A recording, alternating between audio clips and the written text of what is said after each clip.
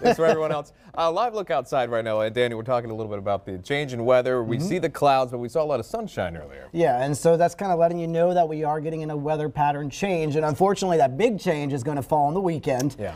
Not for the whole weekend, but for the first half. I am monitoring that potential for some flooding with some heavy rainfall possible over the weekend. Here's a look at what's going on right now. And like Sean mentioned, the cloud cover continues to build in across our area, but not much in the way of rainfall. So as you're heading out the door this evening, things are still looking pretty good, though grab that light jacket as temperatures will remain into the 50s. As we look out toward the west, you notice the areas highlighted in green here. That is a flash flood watch that's in place across Texas and western Louisiana. Not much rainfall out there right now, but the big culprit is still making its way onshore the west coast. See this big spin just near LA and all the moisture that's getting drug in across Mexico and into Texas.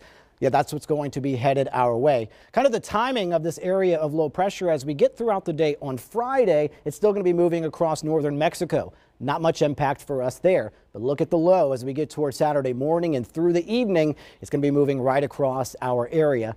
That's where we'll see that potential for some heavy rainfall going into Saturday afternoon and early evening. So unfortunately, 100% chance for rain on Saturday. Everyone will be getting in on the rain.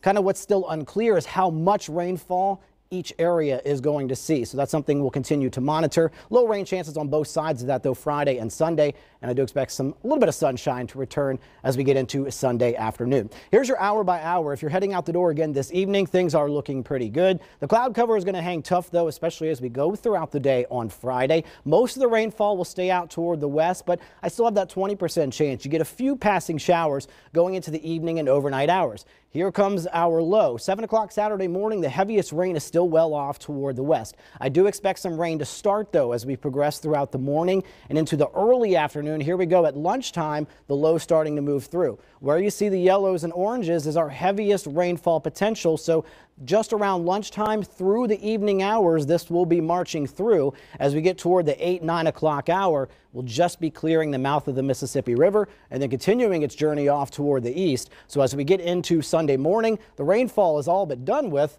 but we'll still have the cloud cover. However, if you are traveling to Tampa for the Saints game on Sunday, notice as that continues to march toward the east, heavy rain and storm potential right around kickoff time.